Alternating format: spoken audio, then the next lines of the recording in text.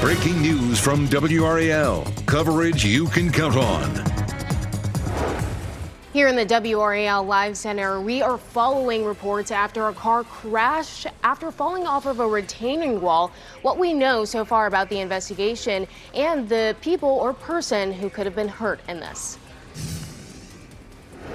It's a gorgeous day for the start of the State Fair. Gates open right now. I'll let you know how pretty the weather will be as we get through the weekend. And with opening day finally here, we'll help you navigate the traffic to enjoy all the fun the State Fair has to offer. I'm Destiny Patterson here in the WRAL Live Center. Just in the last 20 minutes or so, we had Sky 5 fly over an area where a car had apparently crashed off of a retaining wall. You can see it's on its side there. It looks like it's a Tesla. We also saw the moments that a person was pulled out of the vehicle. They appear to be okay. We saw them moving and talking with first responders. At this point, it's not clear how all of this happened. What we do know is that area right behind where that car crashed is a place that sells Mediterranean food and trinkets. So we're going to continue to check in with the situation so that we can learn more about that person's condition as well as what led up to all of this.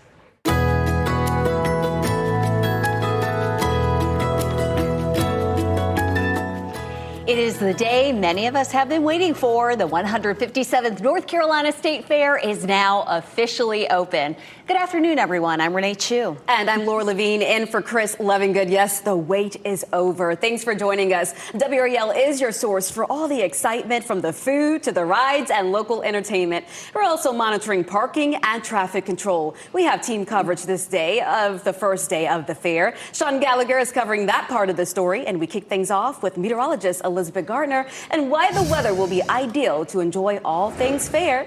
It could hardly be better. We have high pressure sitting just up to our north. That's bringing sinking air, which brings clear skies, some cooler temperatures too. So it's sweater weather, which I think a lot of people like at the fair. Our skies are totally clear. We have the train that's running by there on Hillsborough Street, and you can see all of the fair rides in the Dorton Arena there. Just beautiful. Right now, our temperature in the Triangle is in the low 60s, so it's nice and cool out there. 62 South Hill, 66 degrees in Fayetteville, and the cool air is coming from the north, of course. A cold front came through last night that opened the door to this cool air, signified there as below normal with the blue color contours. But as we get into the weekend, we're going to see a bit of a warm up and another front that will come through, and that may bring us a chance of some rain late Sunday. We're going to talk more about that in just a few minutes. We'll likely climb up to around 70 mid-afternoon, and look how chilly the temperatures will be. If you're going to be at the fair this evening, we're in the 50s by 7 p.m. And if you're there around 9 or 10, it'll be in the low to mid 50s. And temperatures could be tonight the coolest that we've seen since April. So 70 today, nice and chilly Friday, but then Saturday temperatures begin to warm up. I'll show you the front that comes in on Sunday and when we could see some rain coming up. Elizabeth, thanks. As excited as people are for the first day of the State Fair, it also is going to mean traffic. And if Tuesday's concert at Carter Finley Stadium is any indication of what to expect, prepare your patience. WRAL's Sean Gallagher is live at the State Fair now. Sean, what's it looking like out there? Beautiful weather for sure. Yeah, you're telling me. I put on this jacket. I don't know if I necessarily need it right now with the sun beating down on us, but I've seen some of the first fairgoers kind of go in behind me, smiles abroad as they're excited for State Fair. And then there's even more State Fair goers who are in this traffic right here on Hillsborough Street, already picking up as just minutes ago the gates opened here. But now isn't the problem. It'll be in a few hours when the first concert goers are coming to the area for that Billie Eilish concert tonight.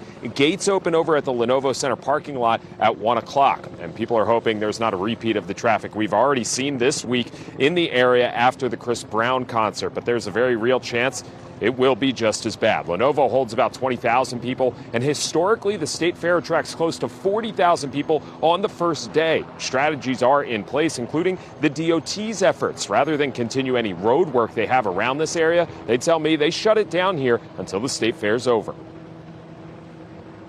We've moved it or just stopped it. So more often than not, we move it to just a different section of 440 to work on while the fair is in place. So we're not going to be impeding progress getting to the fair, which is fantastic news.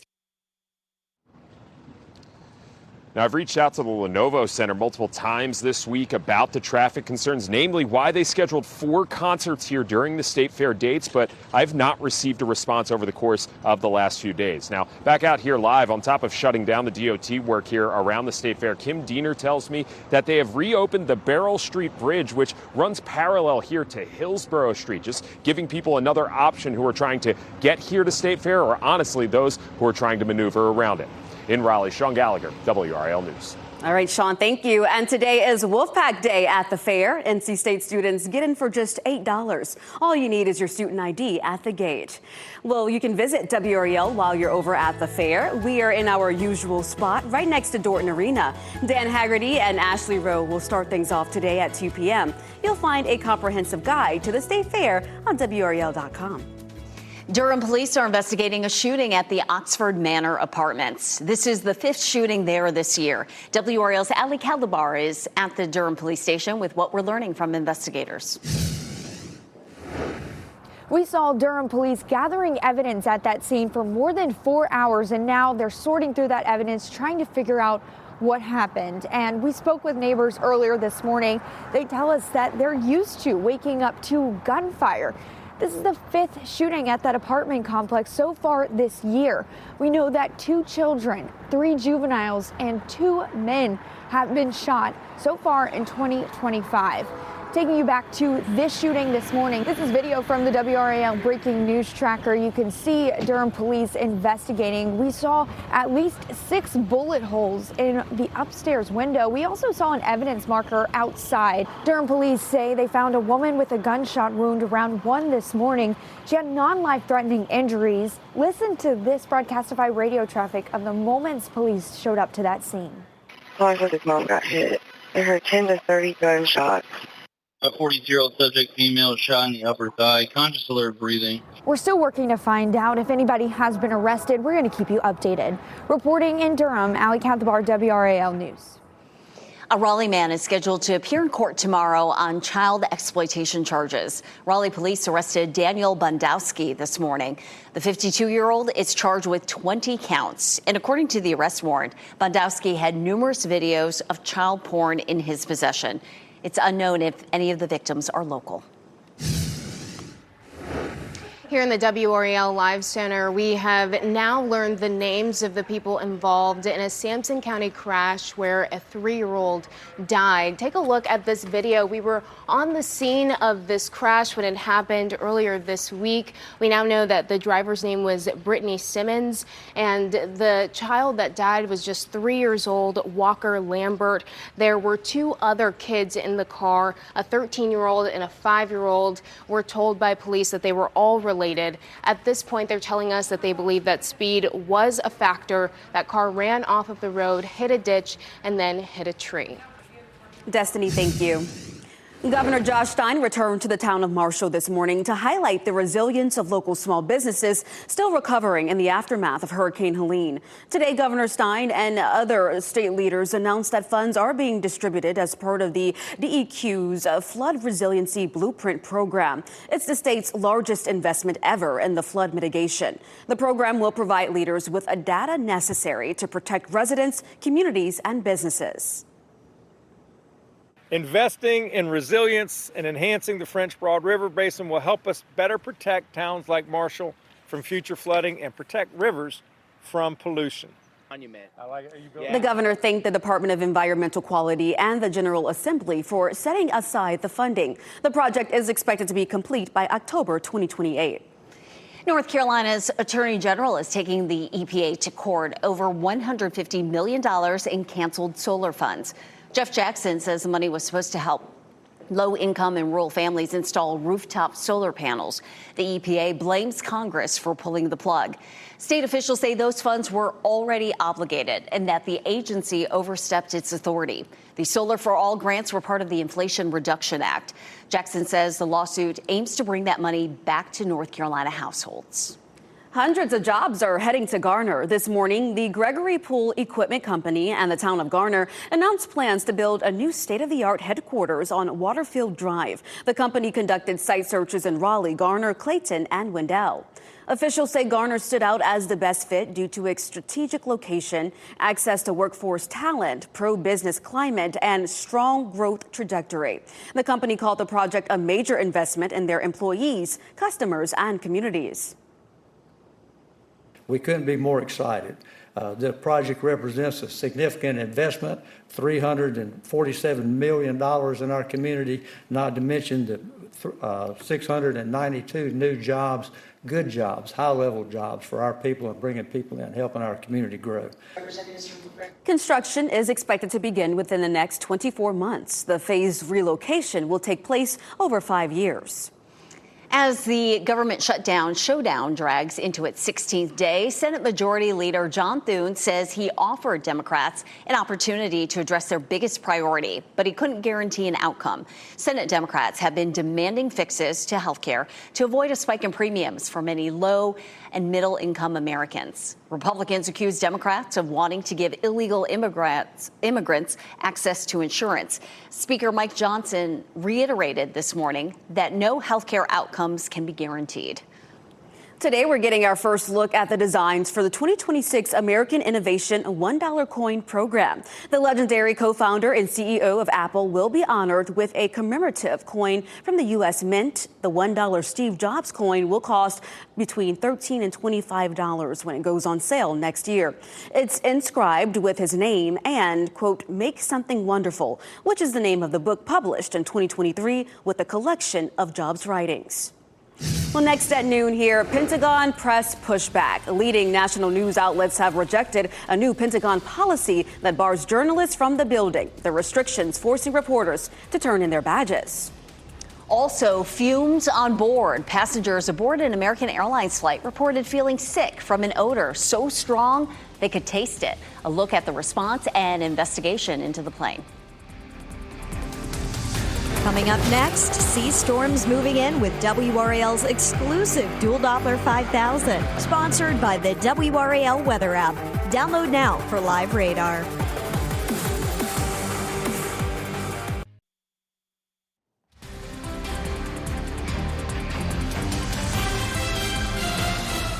Welcome back. You're taking a live look over the state fair at the Midway as we're beginning to see people hit the fair for all the fun and excitement. We thank you for watching WRAL News, available on Hulu and the WRAL app on your TV or streaming device. Music mogul Sean Diddy Combs will face 5 years of supervised release. That's after serving 4 years in prison for his prostitution-related conviction. Court documents reveal Combs will face other special conditions of supervision, such as outpatient treatment for substances and mental health, including possible drug testing. He's also required to participate in an approved program for domestic violence. Destiny Patterson here in the WRAL Live Center. We now are hearing from a judge saying that ICE agents in Chicago will be required to wear body camera. Take a look at this video. This is video from Chicago, and the judge said that they were a little startled after seeing some of the events play out in Chicago. You can see these are the moments that the Department of Homeland Security says that they were trying to detain 2 people who they say were undocumented, and they were trying to chase them down. You saw the crash, and then they chased them on foot. Now, the judge says again that they will have to wear these body cameras going forward. They previously required to wear badges, and they banned certain techniques when it came to controlling these situations. Destiny, thank you. All 5 major news outlets are rejecting new reporting rules laid out by Defense Secretary Pete Hegseth.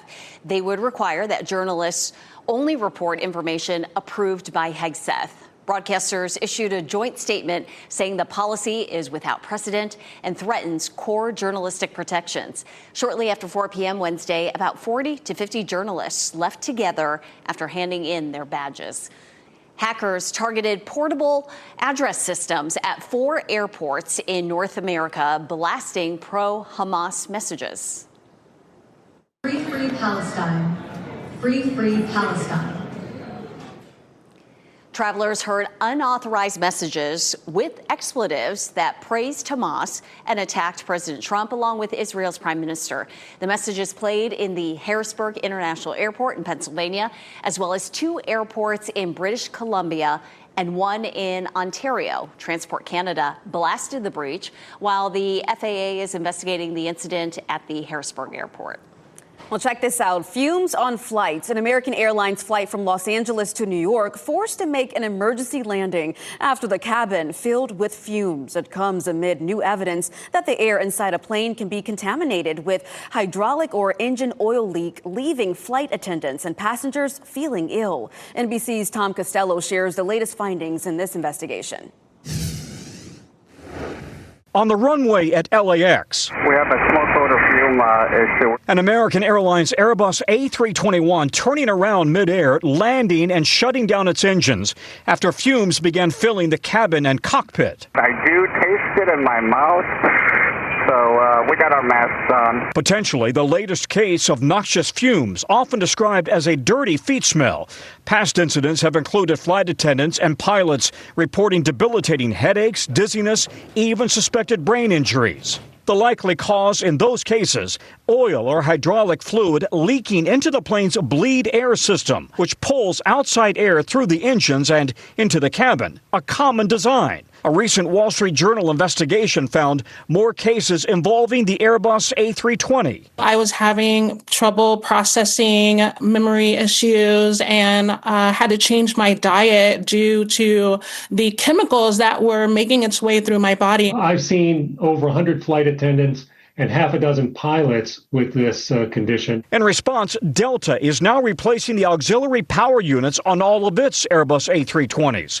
Airbus tells NBC News Airbus aircraft are designed and manufactured according to all relevant and applicable airworthiness requirements, while the FAA insists cabin air is safe.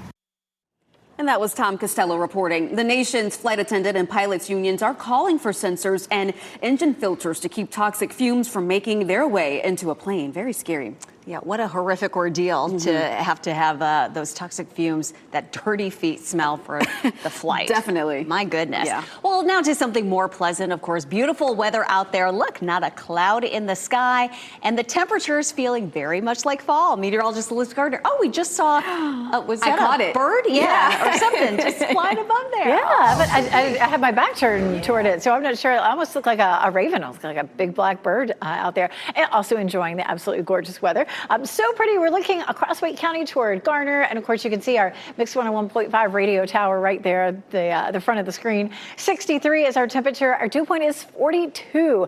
And the number there is the measure of moisture in the atmosphere. But it also is the lowest level that the temperature can fall to. So the dew point can drop, but the temperature can't fall below it. So with our dew point at 42, at this point, we could make it down to 42 overnight tonight. And that is our forecast. I think we're going with 43.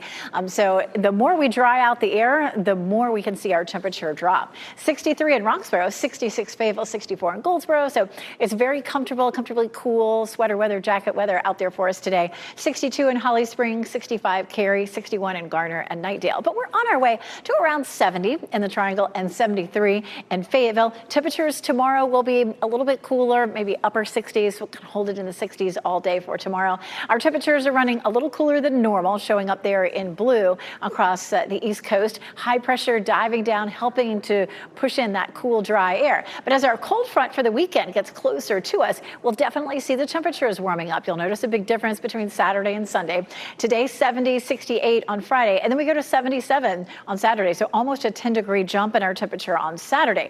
Overnight tonight will be the coolest night of the next several. So we're looking at 42 in Durham and 43 in Raleigh, 43 Fayetteville, and 30s for Roxborough, South Hill, and Rocky Mount. There could even be up near the Virginia line, maybe a little light patchy frost. It seems a little early for that, but really it isn't. I want to go back and take a look at those temperatures again.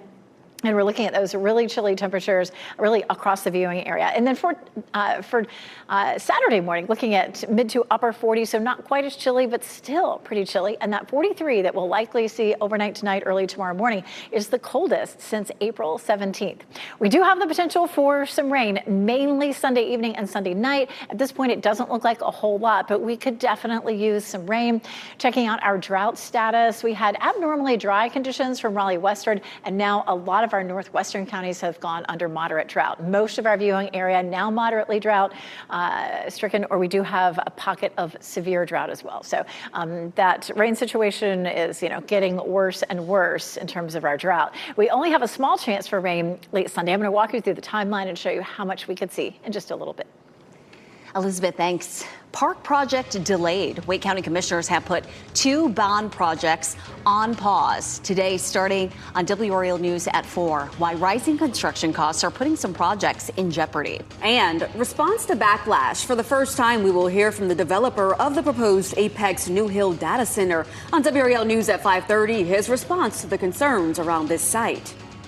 Well, are you afraid of the dark? Kids are not the only ones worried about monsters under the bed. The findings of a new survey ahead of Halloween.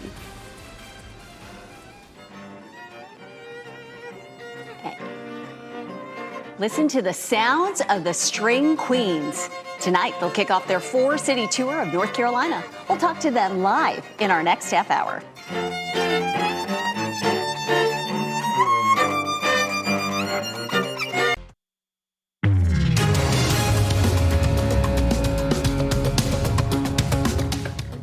Nestle is cutting 16,000 jobs globally as the Swiss food giant cuts costs.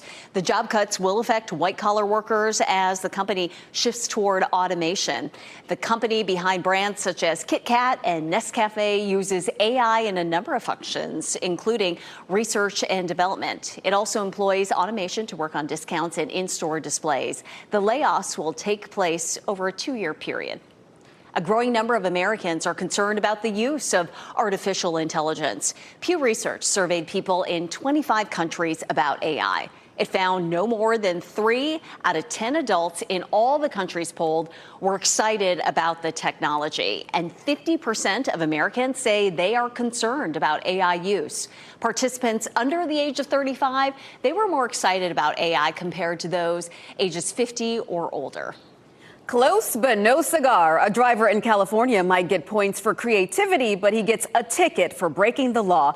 The Highway Patrol pulled over a car after noticing something odd about the plate. It included California with red lettering along the DMV's website and a registration sticker. The problem is that it was hand-drawn. The driver claimed to have lost the original plate. He should have sprung for the $27 replacement from the DMV. Now the fine for the homemade pop art, $197. Yeah, no go. Here's a look now at what's ahead. Text chain scandal. This time members of the Young Republicans forced to resign after racist and anti-Semitic messages become public. And the String Queens return. We loved them so much last year that we brought them back. Find out where you can see them perform live in our next half hour. And now here's a look at your winning lottery numbers.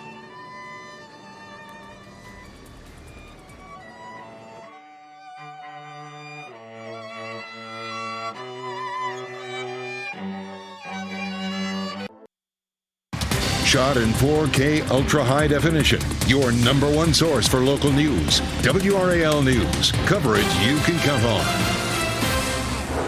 Members of both parties are condemning leaked messages reportedly exchanged among a group of young Republicans. The text chains include messages praising Hitler and making jokes about slavery and rape. The local chapter of the Young Republicans issued a statement which reads in part, "The NC Federation of Young Republicans wholeheartedly condemns all forms of racism, anti-Semitism, and hate. Our movement must be built on integrity, accountability, and respect for all." NBC's Hallie Jackson reports Vice President J.D. Vance is brushing off the text messages. New fallout from a racist and violent group chat involving leaders of some young Republican groups, as reported by Politico. The outlet obtaining more than 7 months' worth of Telegram messages in which they say members muse about using gas chambers against political opponents. "I'm ready to watch people burn now," one person responds. Another describing rape as epic. The chat includes anti-Semitic comments and racial slurs against Black, Latino, Asian people, and other epithets used more than 250 times, according to Politico. The outlet says one person, after being told backers would support the most right-wing candidate for a leadership role, responded, "Great, I love Hitler." At another point, someone writes, "If we ever had a leak of this chat, we would be cooked." NBC News has not independently obtained or verified the messages, which reportedly involved political advisors and strategists in New York, Arizona, Kansas, and Vermont, including a state senator there. It's revolting, it's disgusting, it's obnoxious. It's the kind of garbage the worst kinds of people say when they think no one is watching. Now, at least 3 people involved in the chat are reportedly out of a job. The Kansas Young Republicans deactivated, and many condemning the hateful rhetoric. Disgusting. If they have government jobs, they should be fired. It's reprehensible. Vice President J.D. Vance today downplaying the messages. I really don't want us to grow up in a country where a kid telling a stupid joke, telling a very offensive stupid joke, is cause to ruin their lives. And we're not canceling kids because they do something stupid in a group chat. In an earlier post, Vance says he refuses to, in his words, join the pearl clutching, saying what's far worse are the violent text messages that have upended Virginia politics. The Democratic candidate for Attorney General there in 2022 suggesting one of the state's top Republicans should get, quote, 2 bullets to the head. Jay Jones, days ago, apologizing. I am deeply, deeply sorry. I should have never done it. It's very embarrassing to me, and certainly I regret it. And that was Hallie Jackson reporting. As for the Young Republicans chat, the national board says anyone involved must resign. The governor of Vermont is now calling on a state senator there to do just that. That lawmaker has now publicly apologized but has not stepped down.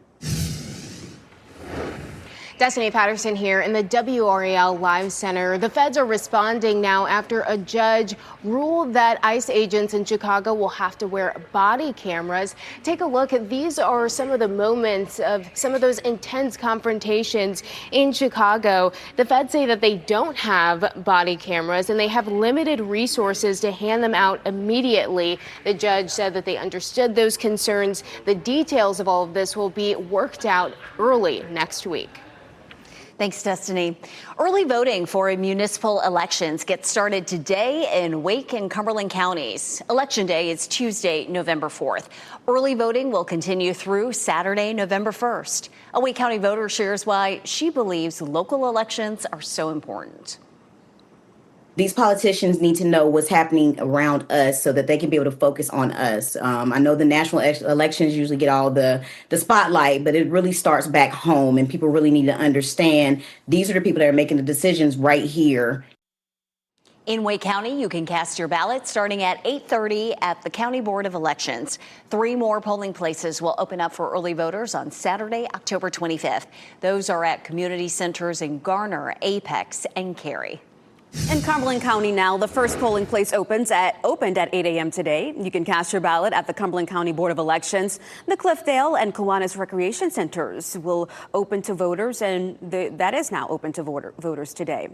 So another round of nationwide protests are set for this weekend. Several of those protests will be in our area. Back in June, more than 5 million people across the country were part of the No Kings demonstrations. And this Saturday, another 1,300 protests are planned.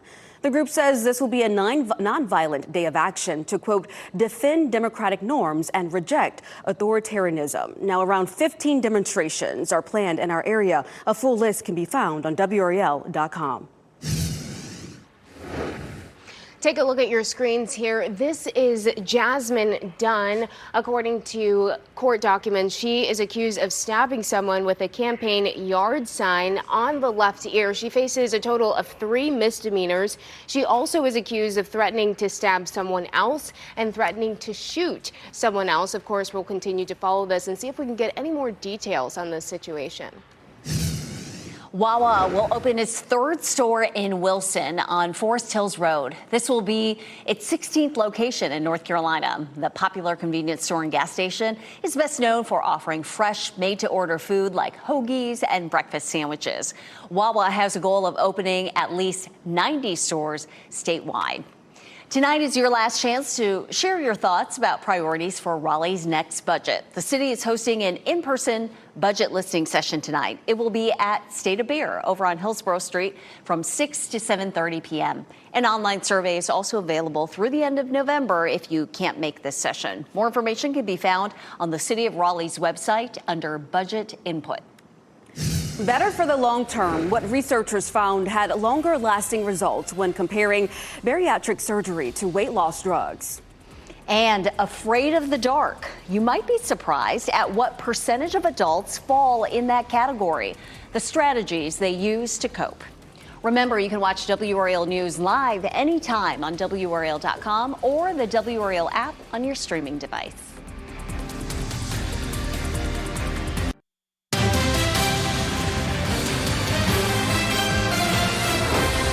When it comes to long-term benefits for weight loss, a new study finds that bariatric surgery is better than GLP-1 medications. Researchers studied patients with diabetes and obesity who had undergone bariatric surgery or were taking a GLP-1 medication.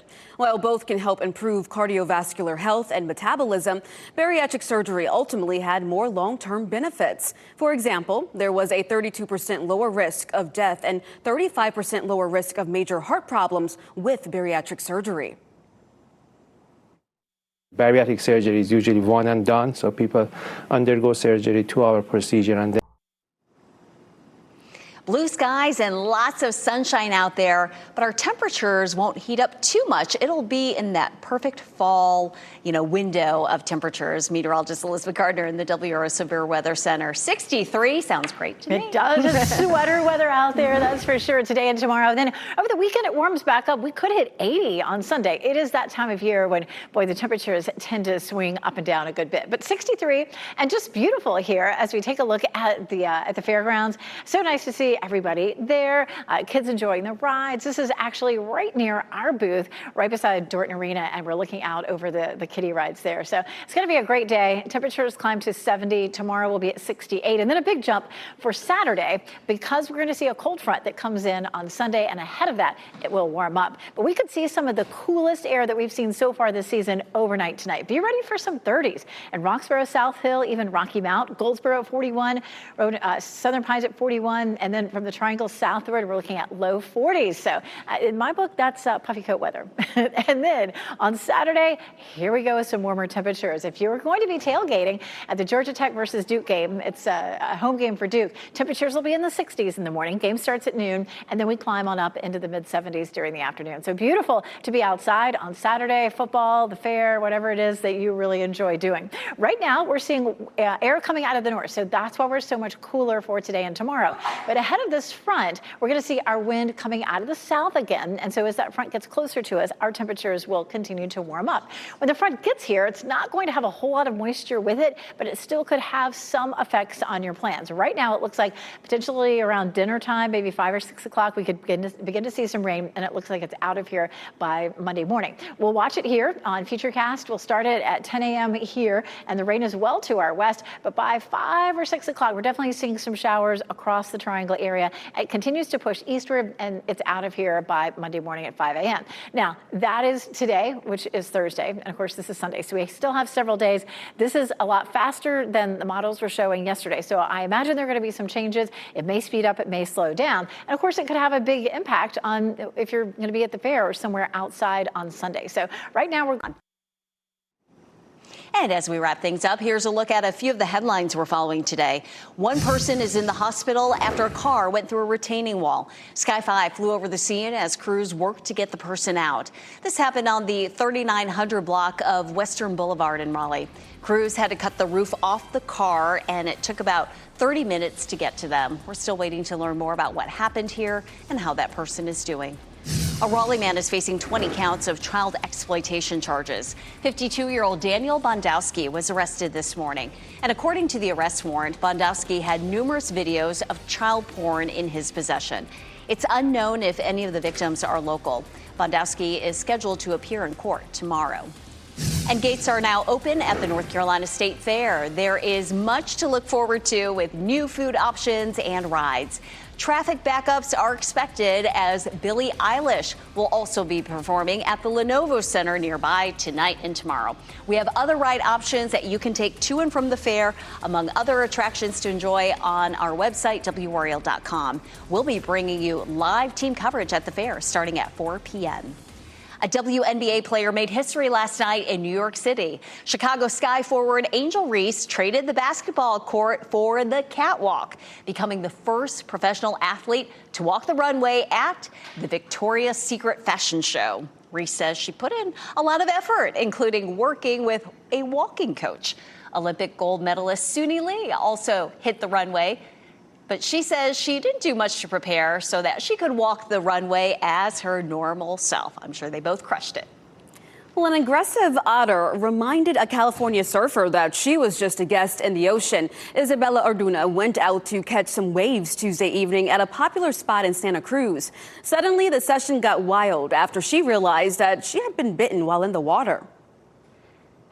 All of a sudden, I feel this nip on my foot, and I'm like, okay, that's not good. Roll over or roll off my board, and look behind me. There's an otter on my board. The otter took over the board for about 20 minutes until another surfer in the area was able to help her. NBC News Daily is next on WRAL, your next local news update in 30 minutes. You can get breaking news updates anytime with our WRAL News app. We hope you have a great day. Keep watching WRAL News over the air Channel 34 and Spectrum Channel 1257.